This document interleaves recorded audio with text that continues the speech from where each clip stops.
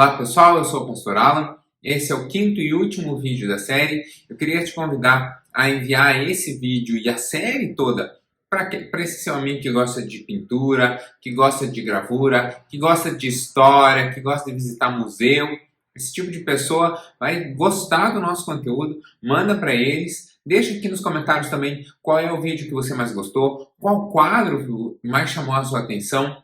Qual quadro você já conhecia? Qual quadro você teve contato pela primeira vez e achou ele extremamente diferente? Ou qual item de algum quadro você achou extremamente diferente e nunca imaginou que alguém tivesse tido essa concepção artística de pintar um quadro assim? Conta para mim aqui nos comentários o que você tem achado da série.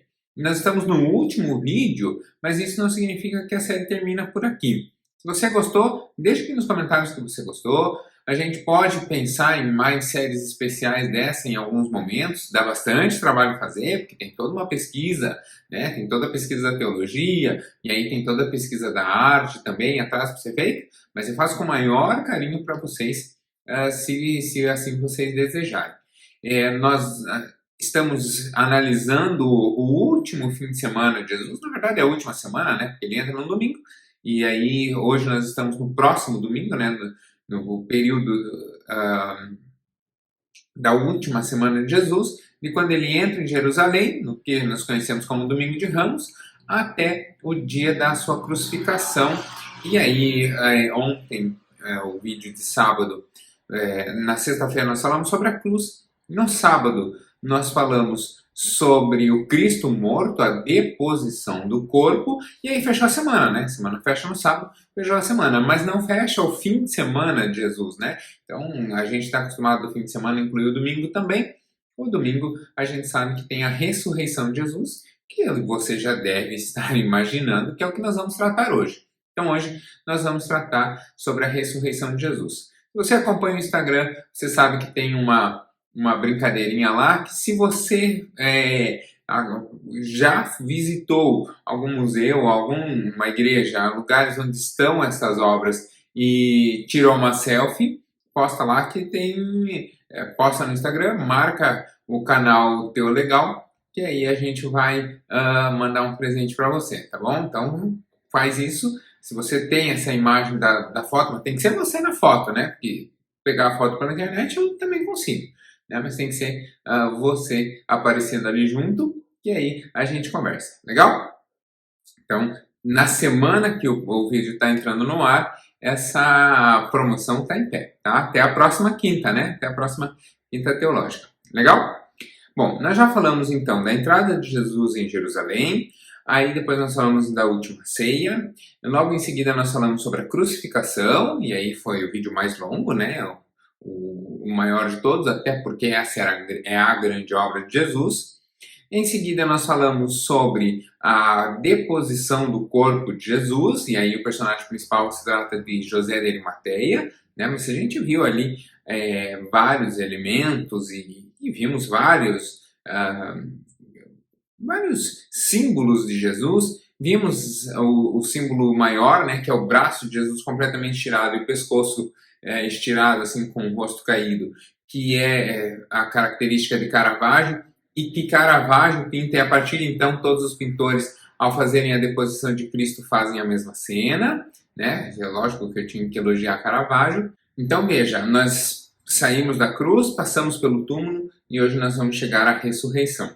No texto que nós vimos no vídeo de ontem, nós sabemos que as mulheres respeitaram o Shabá, respeitaram o sábado, e foram levar o unguento, levar o perfume, a água para lavar o corpo de Jesus e preparar o corpo, né, para o seu descanso final no domingo. E ao chegarem lá, então nós temos uma surpresa, mas nós não analisamos um texto específico para isso. Então nós vamos analisar hoje um texto a respeito da ressurreição. Antes de entrar no texto, eu queria lembrar vocês que a história de Jesus não encerra ali. Mesma história dele aqui na Terra, né? Depois nós temos o caminho de Emaús, Jesus aparecendo aos discípulos, Jesus aparecendo para multidões, né? Depois Jesus aparece para os discípulos mais de uma vez, tal, até a sua ascensão final, né? Até a sua ascensão final.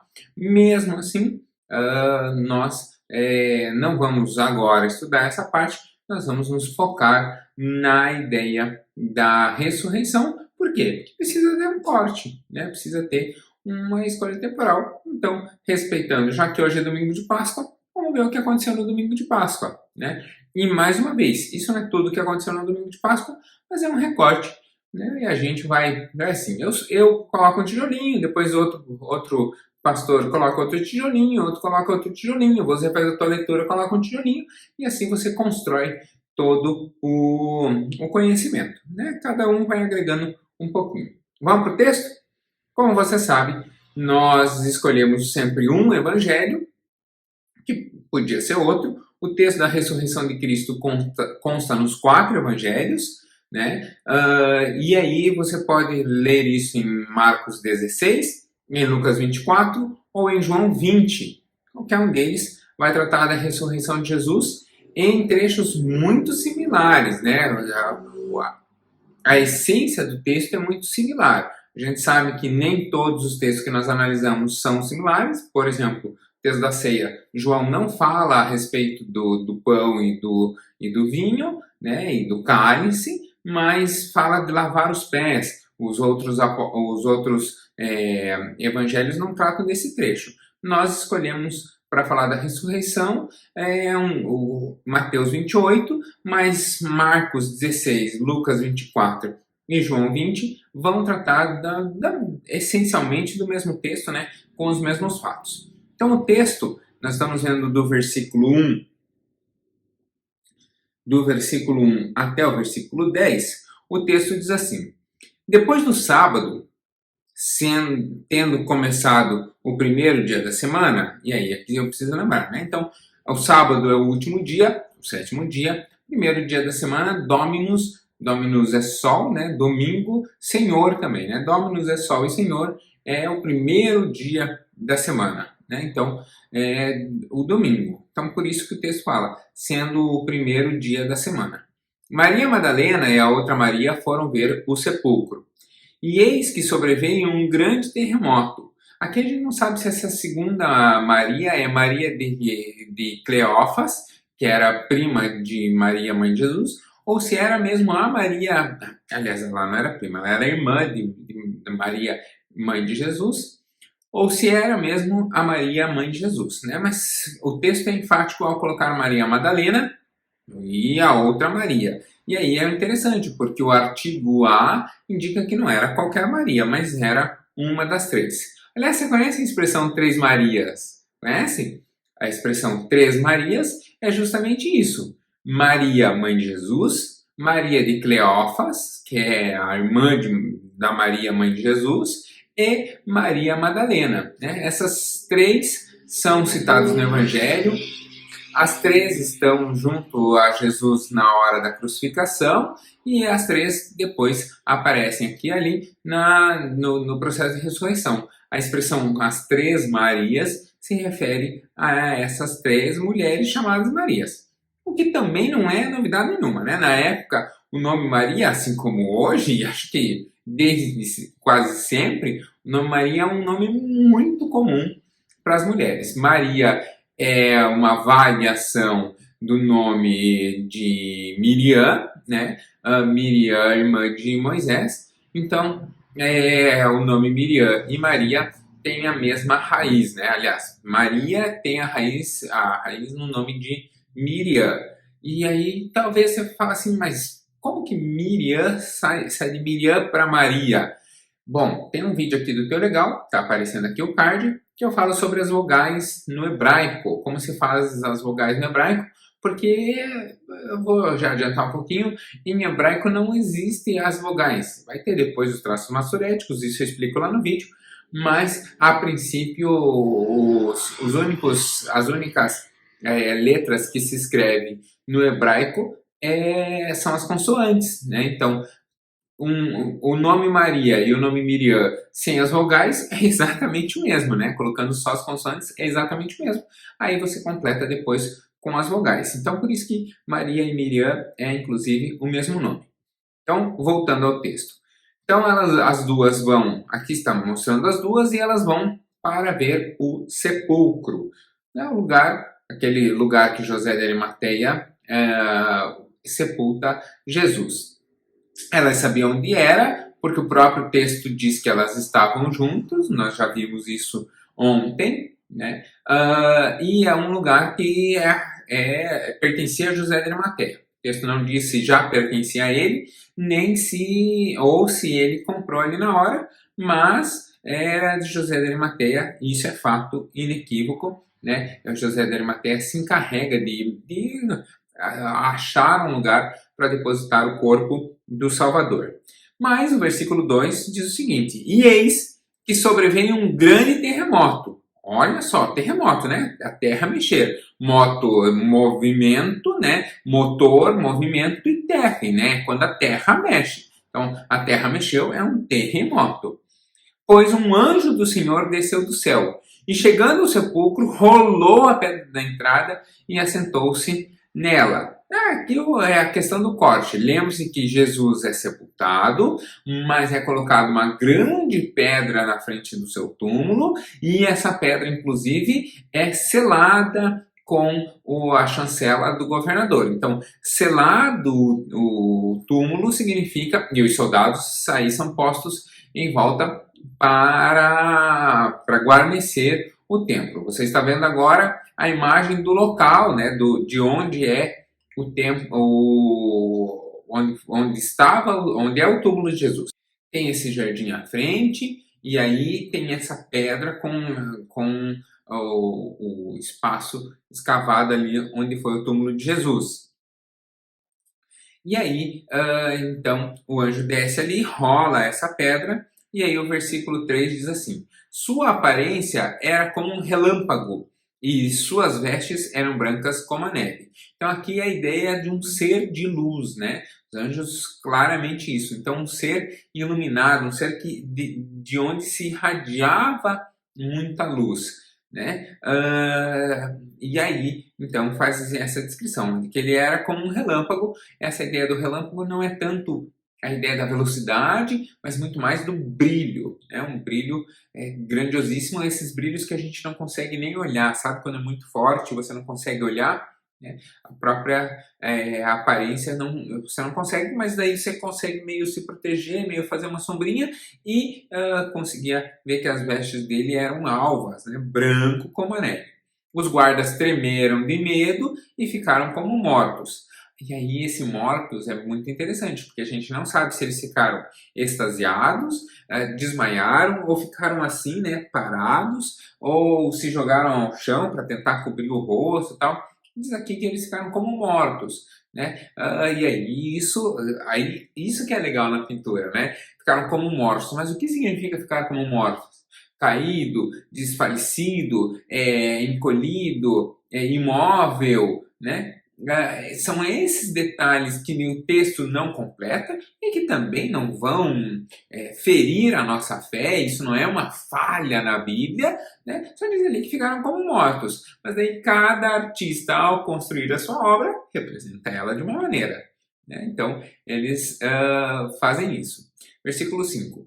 O anjo disse às mulheres: não tenham medo, sei que vocês estão procurando Jesus que foi crucificado. Então, quando o anjo anuncia, aí as mulheres, que naturalmente talvez teriam medo, como os outros homens também, e acho que qualquer um de nós, ao ver um ser fantástico desse, temeria, né? E aí, então, o anjo já se adianta, dizendo: não temam. Não temam, porque eu sei que vocês estão vindo e eu sou um ser de luz, portanto eu estou aqui para trazer uma mensagem. E qual é a mensagem? O versículo 6 vai dizer. A mensagem que o anjo traz está ali no versículo 6 seguinte, que diz assim: Ele não está aqui, ressuscitou. Aleluia, glória a Deus. Jesus aqui está na marca de que havia vencido.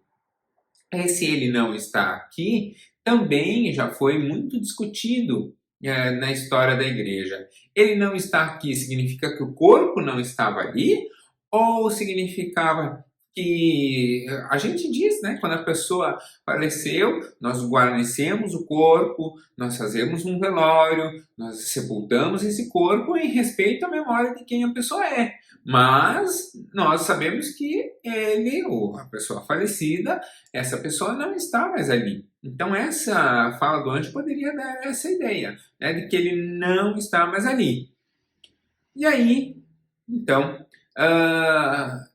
né, nós vamos ver que há outros evangelhos, há passagens dos outros evangelhos que vão mostrar que o túmulo está vazio, o corpo de Jesus não fica ali. E justamente por quê? Porque só essa colocação poderia vir a dar uma interpretação de que o seu corpo ainda estivesse ali, embora ele já não estivesse mais ali, né? E a gente sabe que não foi assim. Então, ele não está mais aqui, ressuscitou como tinha dito. Venham ver o lugar onde ele jazia. Então veja, que o próprio anjo abre o lugar para verem que não, né, que não estava ali. Uma vez visto isso, o anjo ainda completa: vão depressa e digam aos discípulos dele: ele ressuscitou dentre os mortos e está adiante de vocês para Galileia. Lá vocês o verão. Notem que eu já os avisei. As mulheres saíram depressa do sepulcro, amedrontadas, mas cheias de alegria, e foram correndo anunciá-lo aos discípulos de Jesus. Por que amedrontadas? Primeiro, Jesus tinha sido morto por causa de uma revolução, né, que ele pregava e que foi encarado como uma revolução política. Ele queria mudar a pessoa, né, mas tudo bem. Foi mal interpretado ali, intencionalmente mal interpretado, né? Mas tudo bem. Então Jesus estava ali, era no fim das contas no grande plano de Deus.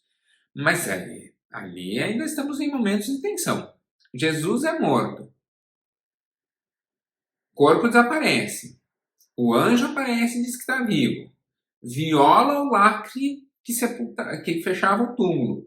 O que naturalmente aconteceria com a igreja? O que aconteceu? Ela começaria a ser perseguida, né? Então é natural que elas estivessem com medo inclusive das consequências que isso traria, mas estavam cheias de alegria. Versículo 9: de repente Jesus as encontrou e disse: salve! Elas se aproximaram dele, abraçaram-lhe os pés e o adoraram. E aí a gente viu ontem a cena, né, das mulheres cuidando do pé de Jesus, e hoje de novo. Então Jesus disse: não temam, vão dizer a meus irmãos que se dirijam para Galileia, lá eles me verão. Incrível, né? Isso é muito legal. E aí Jesus sabia que ali era um tempo difícil e que ele precisava aparecer, né?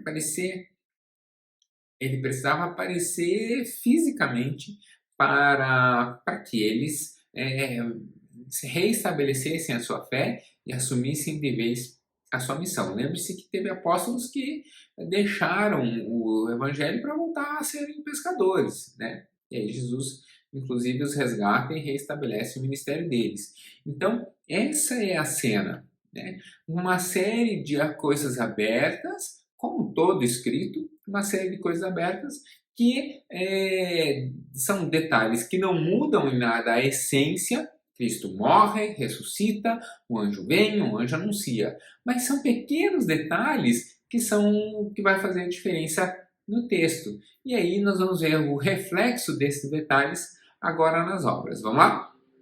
Então, a primeira obra que a gente vê é de um pintor chamado Del Garbo, né? É muito conhecido por esse nome, Del Garbo. O nome dele é Raffaello Del Garbo, Rafael em italiano é Rafael, né? E a obra que ele expõe é esta. O que você acha? Achou legal? Prestou atenção num detalhezinho? Chamar sua atenção para o seguinte: lembram quando nós estávamos falando da cruz? Que aí eu falei sobre um cordeirinho que segurava uma haste com uma cruz, né? E aí eu falei, inclusive, que naturalmente nós vemos muito esse cordeiro, mas que também o mesmo bastão com a cruz, ou um bastão com a bandeirinha, né? Uma lança com a bandeirinha, é segurada por Cristo. Bom, eu vou colocar de novo aqui a imagem do Matthias Grunewald para você reparar. Esse mesmo cordeirinho, veja que ele segura praticamente na mesma posição, na mesma, né, a bandeira que o Cristo aqui está segurando, né?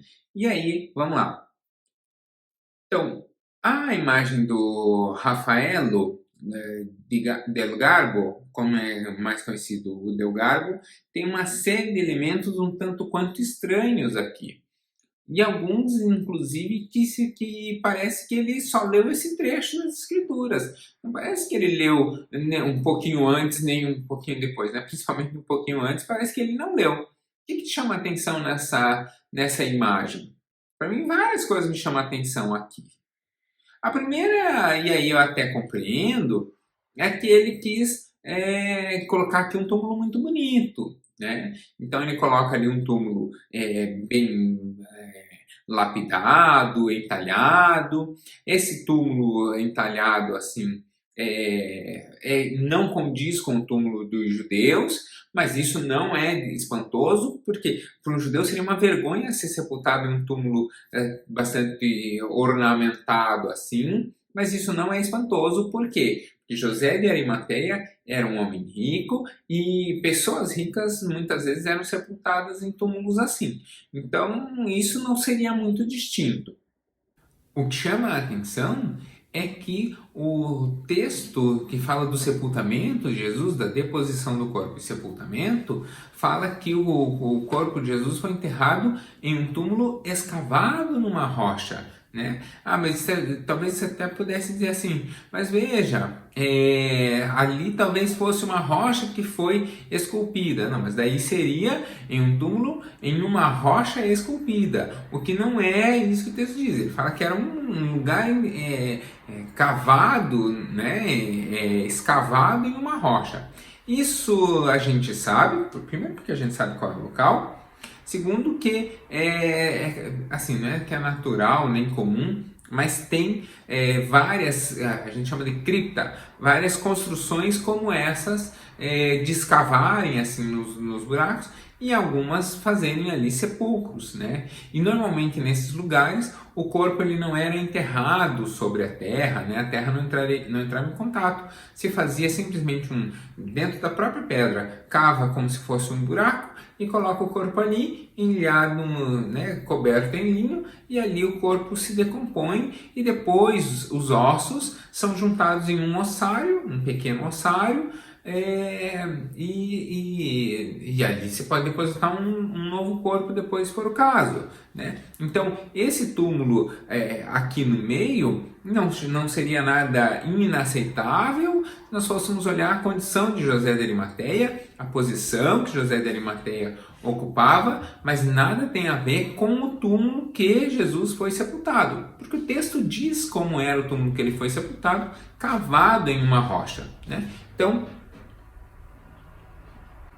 essa é uma falhazinha, talvez aqui foi um jeito, uma leitura que o Del Garbo fez. Nós vemos desse túmulo estranho ali no meio, nós vemos em volta desse túmulo os homens como mortos, né? Vou usar exatamente o termo que o Evangelho usa, os homens que estão ali como mortos. E aí é muito interessante, porque se você for olhar os soldados ali em volta, o Del Garbo fez uma construção bem legal. Por quê? Porque ali você não consegue dizer se esses homens estão realmente desmaiados, né, mortos, como se desmaiados estivessem, ou se eles estão assustados, ou se eles, assustados, atônitos, tal, ou se eles estão realmente mortos. Então você vai ter esse primeiro aqui com o casaco azul realmente caído como se morto, o outro que está também aqui no primeiro plano caído como morto, mas aquele que está em pé ali e o que está inclinado, né? Eles não estão como mortos. Então aqui nós temos praticamente todas as possibilidades de variação dessa, não é nenhuma expressão, mas dessa expressão como mortos, né? Reparando nos detalhes também, nós vemos ali no chão um vaso caído e quebrado. A gente não consegue visualizar as mulheres nessa cena e a gente também não consegue visualizar o anjo nessa cena, né? Então, da onde veio esse vaso? Porque lembre que as mulheres na sexta-feira, quando o corpo é depositado, elas não têm tempo de preparar o corpo de Jesus. O que elas fazem? Elas ajudam ali, o corpo é enilhado tão somente no linho, é depositado na cripta, né, no sepulcro, e elas vão para casa para preparar a água de cheiro e tal, que iam preparar o corpo. Quando elas vão para casa, cai o Shabat, né? A luz acaba, né? Se põe o sol e aí então elas respeitam o sábado como manda, como diz o mandamento, né? Ou como manda a lei. E aí então, por que esse vaso ali quebrado? É sinal de que as mulheres já passaram por ali, né? Esse vaso fica um tanto quanto perdido ali na história. Talvez você até possa chamar a minha atenção para um detalhe que está lá no cantinho. Eu vou salientar ele, né? Mas o túmulo de Jesus foi cavado na rocha, mas talvez tivesse esse túmulo lá dentro da caverna, né? Eles abriram uma caverna, uma gruta. Talvez o corpo de Jesus estivesse lá dentro, mas nesse túmulo, né? Nesse sepulcro ali.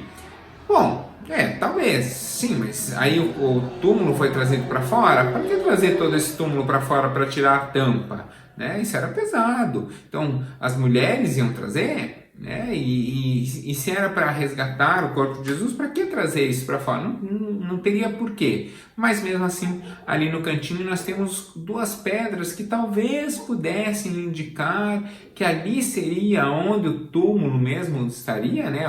O escavado na rocha seria ali, mas daí o túmulo para fora, por quê? Eu realmente não consigo vislumbrar nenhuma razão para que aquelas pedras possam representar o local, né, onde foi a pedra onde foi escavado. Nós vemos também lá no fundo num terceiro, eu diria talvez quase um quarto plano, a cidade. Então demonstrando que esse lugar, hoje isso tudo é integrado à cidade, mas mostrando que a cidade ficava um tanto quanto distante. O que é natural, né? É natural que os cemitérios fiquem nas periferias, né? nas bordas da cidade e ainda mais um local de morte e sepultamento de criminosos como era o Gólgota, né? Pessoas para morrerem crucificadas tinham que ser criminosos e, como eu já disse, crimes hediondos, crimes que nos causam repulsa, nos causam ojeriza, né? Que a gente tem vontade de se afastar. Então isso, né, que todo criminoso que era crucificado era assim. E Jesus, mas então Jesus cometeu um crime assim? Não, Jesus é tratado como um criminoso, né, e como um criminoso realmente odioso, né, não apenas odiado, mas odioso, alguém que seria naturalmente merecedor do nosso ódio, a ponto de levá-lo para a cruz. Inclusive Pilatos fala, mas é só né? Vocês vão condenar ele? Nós queremos condená-lo. Um outro detalhe que eu chamo a atenção de vocês é aquele detalhe que eu falei da bandeira, né? Aqui nós vemos Cristo empunhando uma lança, mas carregando ali uma bandeira. O branco no sinal de pureza, no sinal de santidade, e a cruz em vermelho no sinal de que a cruz foi, o sangue de Jesus foi inocentemente derramado na cruz para nos salvar. Legal, né? E aí eu também chamo a atenção para o personagem central, que é o próprio Jesus. Como que ele é desenhado? Ele é desenhado ao centro da obra, né? Literalmente no centro da obra. O que isso significa? Significa que ele é dentro do foco e dentro do plano de visão, ele é o primeiro a ser visto. Aquele conceito de ponto de ouro aqui não é utilizado, mas se você reparar no corpo, aqui não é só o halo. Jesus tem ali um halo sobre sua cabeça, mas não é apenas a sua cabeça não é apenas a sua cabeça que brilha, é o corpo todo que brilha. Isso por quê? Porque esse corpo já é um corpo glorificado, já é um corpo que assim, é o conceito de corpo glorificado. Eu não sei nem muito explicar além disso. É um corpo que ele não é físico, né? Porque nós temos inclusive momentos em que Jesus atravessa paredes, né? Ou entra, aparece de repente um ambiente em que estavam portas e janelas fechadas, então não teria como ele entrar, mas ele entra ali. Então é um corpo que é espiritual, mas ao mesmo tempo quando Tomé pede para tocar as chagas, ele toca, né? Então Jesus coloca, aí tem um quadro lindo do Caravaggio que eu já trouxe numa quinta teológica que você vai ter que procurar para assistir. Eu vou colocar aqui no card e você vai assistir depois. Mas Tomé toca, né? Como toca se não é um corpo físico? Então é um corpo que tem aspecto de físico, é visualmente idêntico ao físico, porque as mulheres e os apóstolos e as testemunhas olham e reconhecem, né? Mas também não é físico, porque também não está limitado. E um outro detalhe, se você reparar ali, está flutuando. Então também não é físico porque não tem gravidade atuando. É um corpo glorificado, né? Não tem, é um corpo espiritual, mas é um espiritual visível, é um espiritual sensível, né? No sentido que você consegue sentir. Então é um corpo que o conceito é esse, é um corpo glorificado, né? Então ele tem aspectos, em certos aspectos ele pode assumir como uma forma física em um corpo normal, mas em outros aspectos ele também não está adstrito às nossas limitações físicas. Então é um conceito um tanto quanto distinto. Legal esse quadro? Esse quadro é muito interessante e muito próximo do quadro que nós vamos ver em seguida, que é um quadro do Paolo Veronese. Esse quadro do Paolo Veronese também, se você reparar aqui, ele tem uma grande variação. Eu vou voltar no do Rafael. O quadro do Rafael, ele tem um monte ao lado, né?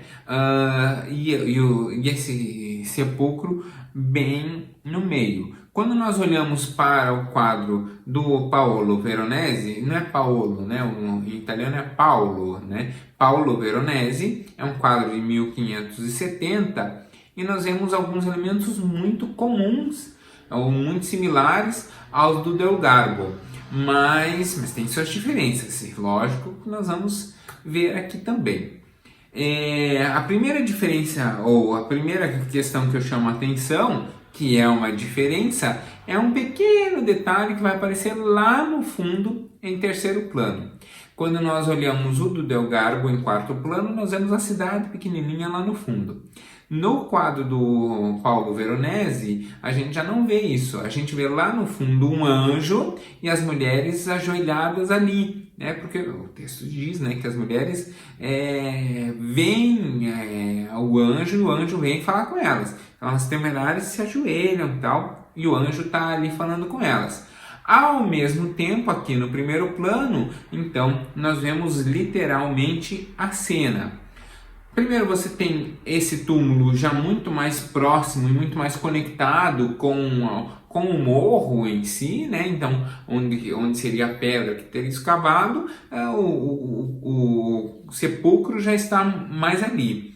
E aí a gente não consegue dizer se essa construção branca que aparece ali, eu honestamente fiquei em dúvida e procurei bastante, achei algumas explicações sobre a obra, mas esse eu achei bastante variação.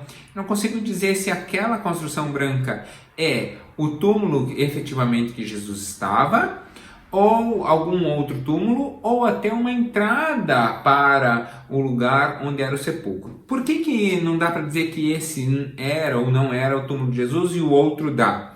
Porque quando eu vou voltar no quadro agora do Delgargo. Quando eu olho o quadro do Delgargo, eu estou vendo ali na lateral uma prancha branca que é a tampa do túmulo. Mas quando eu olho para o do Veronese, eu não consigo achar essa tampa. Então não dá para dizer que aquele túmulo não era um túmulo de um outro, né, de um outro sepultado qualquer que estaria ali. Afinal de contas, né, seria um cemitério, né? Ou se era realmente o túmulo de Jesus, mas daí também a gente não vê a tampa, ou seria ali talvez um adorno, assim, alguma entrada para lá ao fundo, onde estaria o túmulo efetivamente de Jesus, né? Então, esse não dá para fazer essas afirmações. Mas nós vemos aqui em primeiro plano dois homens literalmente caídos e parecem inertes, né, sem movimento nenhum, e tem um outro que está pegando uma ponta do seu casaco e se cobrindo. E aí nós temos ao lado desses um soldado, a gente vê inclusive pelo capacete, com um escudo em mão, uma roupa azul, o que é estranhíssimo, mas tudo bem, uma roupa azul, e ele se cobrindo, dessa vez não com um pedaço da roupa, mas com o escudo. Por quê? Porque aqui Cristo aparece em uma capa carmesim, né? Uma capa vermelha. E o que isso significa? Essa capa vermelha significa justamente que é uma capa de luta e de vitória, né? De sangue derramado, de luta e de vitória. Novamente nós vemos todo o corpo de Cristo iluminado, um corpo glorificado, mas ao contrário do outro quadro, a cabeça de Cristo não tem uma iluminação extra, não tem um destaque. Novamente é um corpo flutuante, né? Então todo aquele conceito de corpo glorificado permanece, e talvez seja inclusive uma demonstração disso, né? Que Cristo não estava no seu estado natural normal. Legal? Legal, né? São quadros bastante diferentes. Mas o último quadro, e aí eu deixei o último,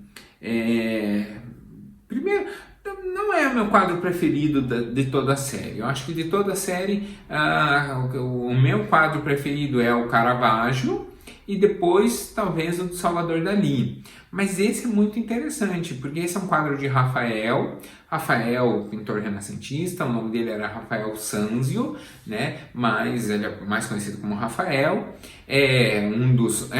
O Rafael é um dos 4 pintores que vai inspirar as Tartarugas Ninja. Se você não sabia o nome das 4 Tartarugas Ninja, será que eu lembro? Rafael, Leonardo, Donatello e Michelangelo. Ah, lembrei os 4.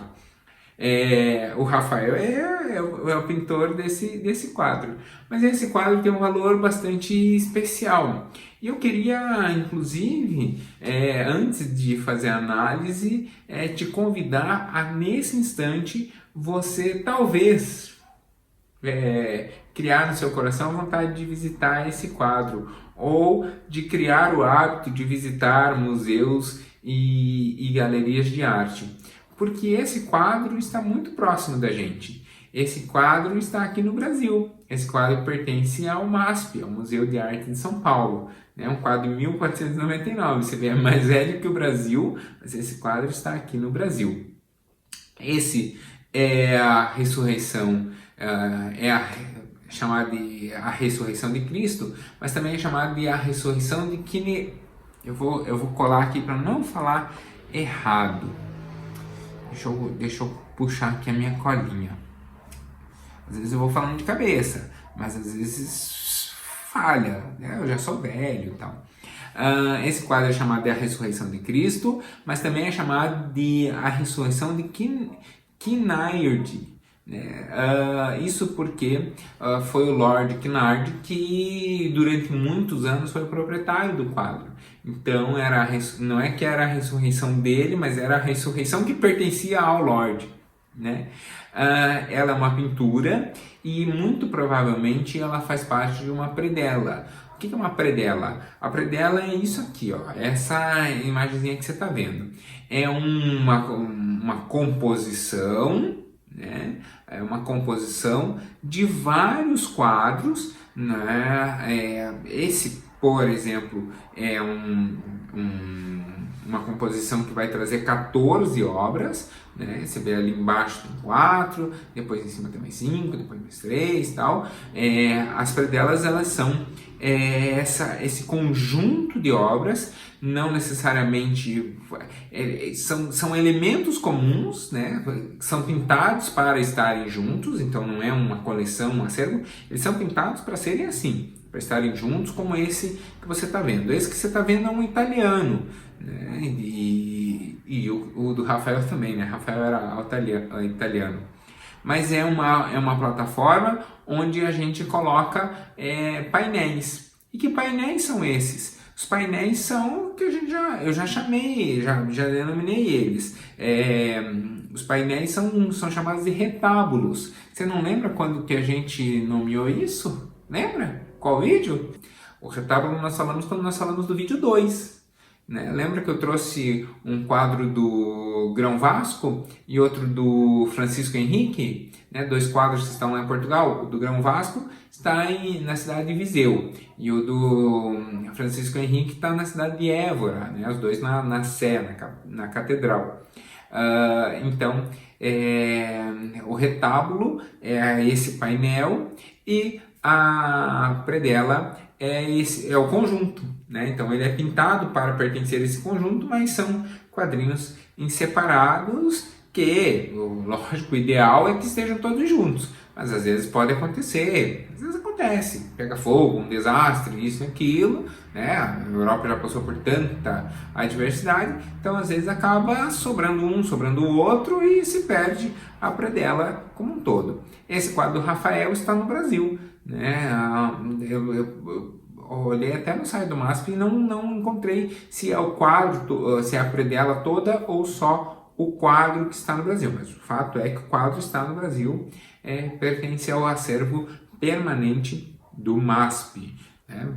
Porque é acervo permanente que está permanentemente em exposição, mas pertence ao acervo permanente do MASP. Significa que está sempre no Brasil, eventualmente pode ser emprestado para um ou outro museu para fazer uma exposição, né? Mas é do Brasil. Então, ele é um quadro, inclusive, mais velho que o Brasil, faz parte de uma predela que se perdeu, né? E o que a gente tem de registro é que havia uma igreja de Baronce, uma cidade na Itália, que sofreu um terremoto em que Rafael havia pintado para ela uma predela. Então a gente não sabe se esse quadro, mas também não tem, né? Não tinha código de barra, número de série. Então existe lá o relato de que a predela foi danificada e que sobraram alguns quadros, mas também não diz quais foram, né? Isso acabou se perdendo. Pode ser que esse quadro fosse, esse retábulo fosse algum da predela dessa igreja de Baronce. Vamos para a análise em si. Esse quadro é muito similarmente aos outros, tem 4 soldados e os 4 soldados estão em posição estratégica, ou seja, um em cada quadrante, né? E aí é natural, porque os soldados nesses quadrantes, eles guarneceriam plenamente o corpo. Mas assim como o quadro do Del Garbo, esse aqui ele traz também o túmulo para o meio de um campo aberto, né? que é estranho. Então os 4 soldados estão ali, mas em um campo aberto. Veja que os 4 soldados aqui, cada um está numa posição diferente, mas nenhum deles está plenamente como morto, né? Como nós vimos nos outros. Aqui os 4 estão sem reação, né? Caídos, tem 2 em pé, 2 caídos, mas todos eles não é nem um processo de defesa, eles estão num processo de proteção, assim, né, de medo da luz e da presença aqui dos 2 anjos, né, eles não estão, porque uma coisa é você fazer uma defesa em que você está peito estufado, barriga para dentro e tal, escudo em riste, e você está aqui no processo de defesa, mas sem medo do inimigo, né? Você está raivoso esperando ele titubear para você contra-atacar. Você está em defesa, mas é uma defesa que a tua própria defesa já é um sistema de ataque. Aqui não, veja que eles não estão nem assim. O lado do fundo, inclusive, o escudo dele está para o outro lado. Nós vimos no quadro anterior que do Paulo Veronese, nós vimos no quadro anterior que o soldado se protege assim com o escudo, né? Ali literalmente numa posição de medo e buscando proteção. Esse ele levanta a mão e o escudo está para o outro lado. Né? As espadas estão todas embanhadas, então eles não têm a menor esboço de reação. Agora vamos parar para pensar na cabeça de um soldado. Você é um soldado romano, você acabou de crucificar um homem, ou o seu pelotão acabou de crucificar um homem que é um homem, né? Você é destacado para guarnecer o corpo desse homem, porque todo mundo se arrepende. Lembra que as pessoas saem batendo no peito,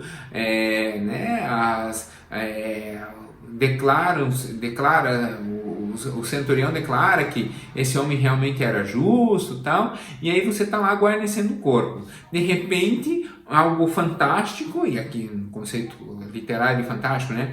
Algo fantástico acontece na sua frente, um anjo aparece, aquele morto levanta com um manto carmesim, um manto de um general vitorioso, levanta do mundo dos mortos com o corpo brilhando e começa a levitar, a flutuar, a voar 1,5 metro do solo. Você ia fazer o quê? Né?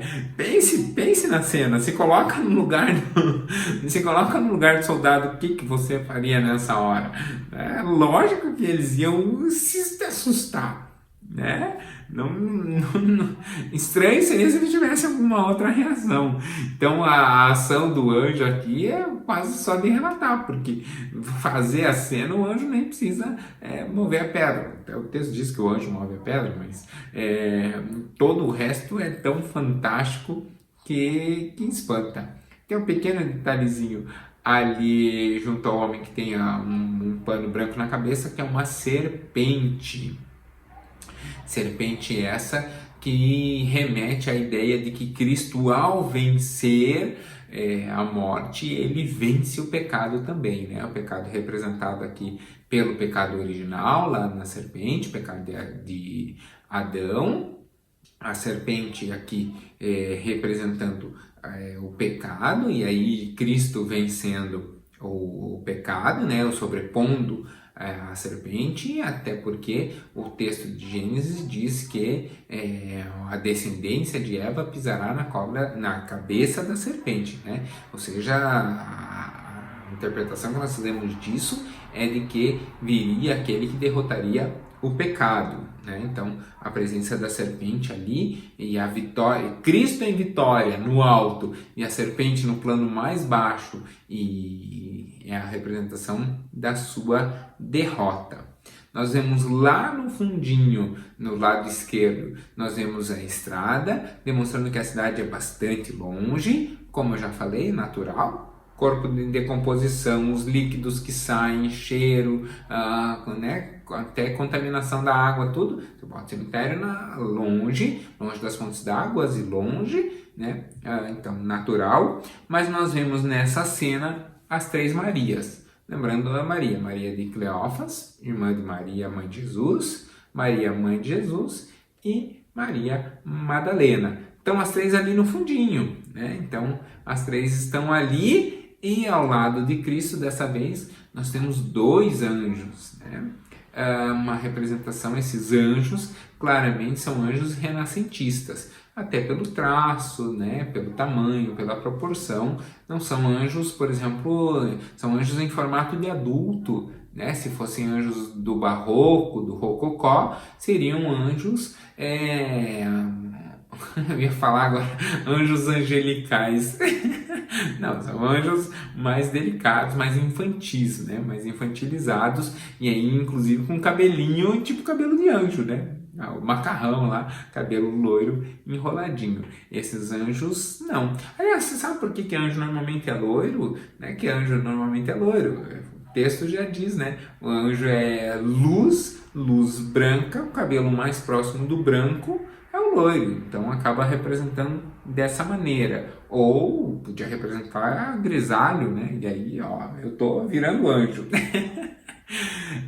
Nós temos também ali no túmulo, que não tem nada a ver com o túmulo efetivo de Jesus, duas marcas muito interessantes. A primeira é de que nos pés nós vemos esculpidos pés de leão, e em cima nós vemos 4 peixes esculpidos também na ponta, né? Claro que a gente consegue entender aqui a marca do leão de Judá, né? Do túmulo ali com os pés fundamentados na ideia de que Jesus é o leão de Judá, mas ao mesmo tempo nós lembramos de ictus, né? Aquela composição do grego que é Jesus Cristo, Filho de Deus, que é o primeiro símbolo cristão, é justamente o peixe, né? E aí o nome do peixe é ictus, né? Porque é peixe em grego, mas ao mesmo tempo são as letras dessa frase, né? De Jesus Cristo, Rei dos Judeus. Lembre que antigamente I e J, né, a letra I e o J são a mesma letra, né? Só que o I a gente falava curto e o J a gente estendia. Né? Por isso que o I, né? Ius, né? É justiça. Então, puxar para baixo a perninha do J, estende ele mais um pouquinho. E aí agora também esclareci por que a gente, quando escreve J, coloca um pontinho em cima do J. Olha só, você veio ver, com o pastor Batista você está aprendendo pintura, arte, fotografia e gramática. Olha, não é para qualquer um, hein? Então aproveita a nossa série, vai ver os outros vídeos também, porque lá a gente também tem dicas de português de vez em quando. Aqui a gente está tendo hoje dica de português e de grego. Legal, né? Ictus, peixe em grego.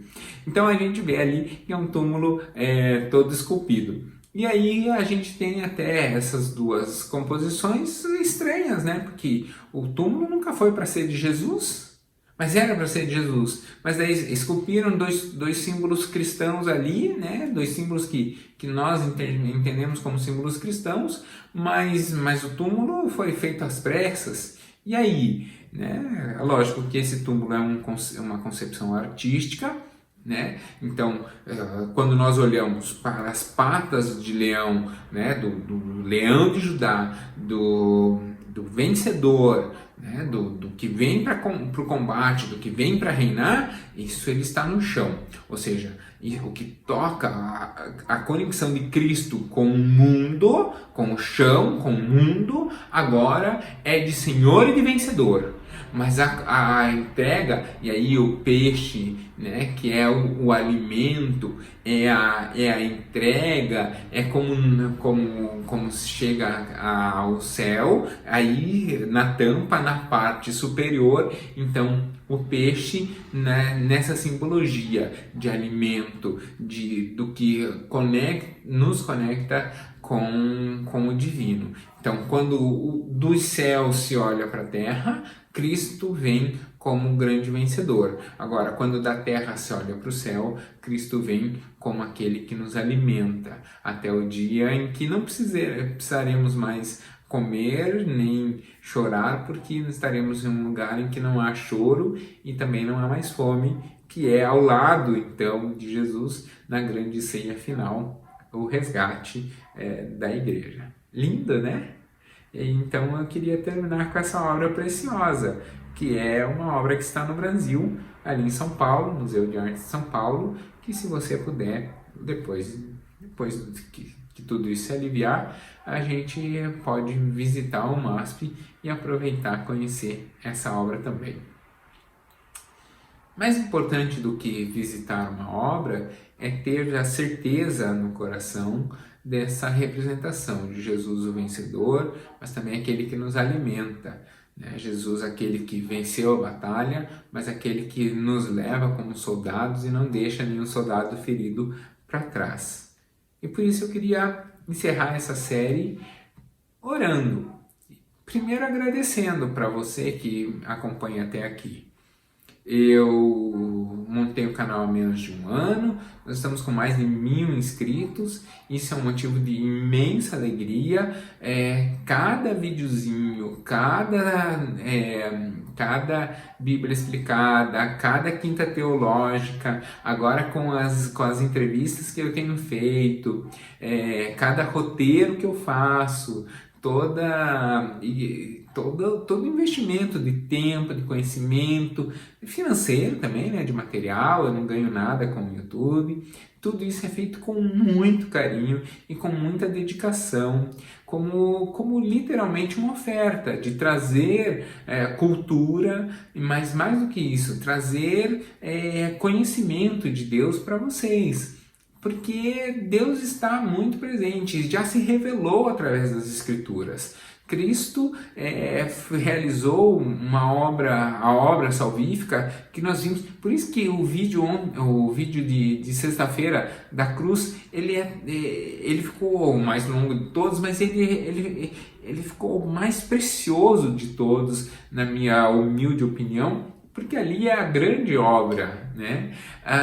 Então, cada ato que a gente faz, cada detalhe que eu faço para o Teu Legal, isso é tudo sempre feito com muito carinho, com muita oração, com muita pesquisa e com a maior alegria para trazer coisas de qualidade para vocês. Eu sei que tem muitos outros canais, sei que tem muitos outros pregadores, tem gente que prega muito melhor do que eu, tem gente que sabe muito mais do que eu. Talvez o que eu falo, você pode ver que eu tomo extremo cuidado, nunca ataco nenhum pregador, nunca ataco ninguém, né, ou algum outro canal. Talvez se fizesse isso, o canal aqui até crescesse muito mais, gerasse mais cliques, mas esse não é o propósito. O propósito do Teu Legal é trazer informação de qualidade para vocês, para que isso aumente a sua fé, a sua comunhão com Deus, melhore o seu relacionamento com Cristo e te aproxime de Deus, de Cristo, das Escrituras e aproxime você da presença do Espírito Santo que habita em cada crente. Então a gente faz isso com o maior carinho para vocês. Não sei se... Bom, agora é alta madrugada já, eu estou gravando o vídeo, eu mesmo gravo, eu mesmo faço a edição. O talk show eu tenho a ajuda do pessoal da IBBR, mas esses vídeos da Terça Explicada e os outros, eu que monto o roteiro, eu faço toda a edição, faço todo o trabalho para trazer tudo de qualidade para vocês. E aí, então eu queria agradecer a você que assistiu até aqui essa série, agradecer especialmente a Cristo que nos conecta e nos torna irmãos, e eu queria então encerrar orando, como a gente já fez nos outros vídeos. Vamos orar? Senhor, eu agradeço pela oportunidade de entrar na casa das pessoas ou entrar no trabalho das pessoas, de tomar o tempo das pessoas e nesse tempo que elas gentilmente me concedem o direito de interagir com elas através do Teu Legal, eu agradeço pela vida de cada uma, porque eu tenho a oportunidade de declarar sem medo e não, porque eu não me envergonho do Evangelho, como a tua palavra diz, eu não me envergonho do Evangelho, porque ele é o poder de Deus para transformar vidas. Então eu agradeço a confiança dessas pessoas de me permitir declarar o seu nome e fazer com que dentro da caminhada eu seja só mais um pontinho, mas um pontinho que vem para somar na fé das pessoas. Eu abençoo a vida de cada um em nome de Jesus, pela graça, misericórdia e poder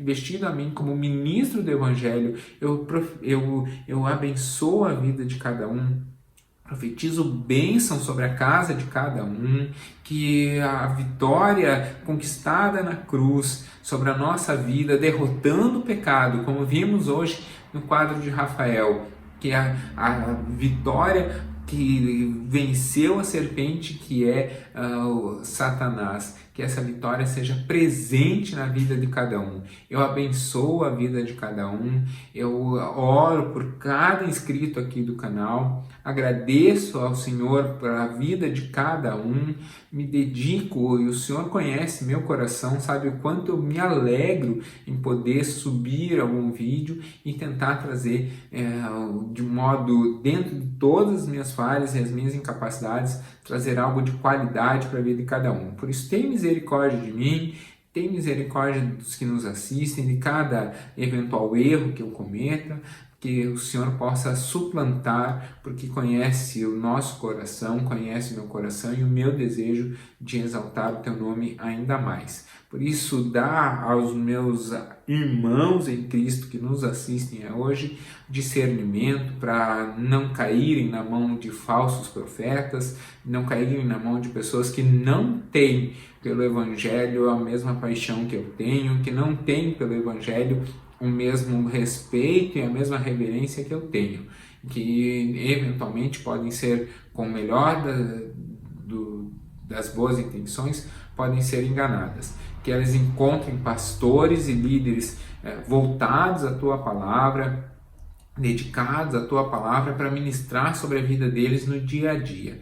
E que aqueles que encontram no pastor Alan um auxiliar para isso, que eles me encontrem em todo momento dedicado ao Senhor e voltado a Te conhecer ainda mais. Tem misericórdia do Teu povo, Te agradecemos imensamente pela vitória na cruz e porque, como vimos hoje, pela ressurreição. Confiamos plenamente no Senhor de que a mesma ressurreição pela qual o Senhor passou, nós também passaremos um dia, no dia certo, quando tudo voltar-se para a sua glória e chegar o momento de isso acontecer, nós receberemos a vida eterna e aí será uma alegria estarmos permanentemente no lugar conquistado na cruz pelo Senhor. Estaremos permanentemente junto a Cristo no céu. Obrigado por esse sacrifício, Jesus. Nós Te agradecemos imensamente, de coração quebrantado. Na Páscoa nós muitas vezes aproveitamos a data para comer mais chocolate, aproveitamos a data para comer alguma coisa diferente, comer um bacalhau, comer um peixe, e isso é muito gostoso, muito bom, mas que nosso coração esteja voltado especialmente para a mensagem da cruz, especialmente para o que o Senhor conquistou, que nosso coração esteja quebrantado no Senhor e que aí o chocolate venha para trazer ao corpo um pouquinho da alegria que a alma já tem ao Te encontrar. Eu abençoo a vida de cada um, pedindo que essa alegria que nós temos em caminhar com Cristo possa florescer no coração de cada um, especialmente nesse tempo, um tempo bastante difícil que nós estamos enfrentando. É o que eu Te peço e desde já agradeço em nome de Jesus. Amém. Desculpa, inclusive, chorar aqui, mas eu faço com muito amor, com muito carinho, E realmente eu oro por vocês e eu encerro a série com muita alegria.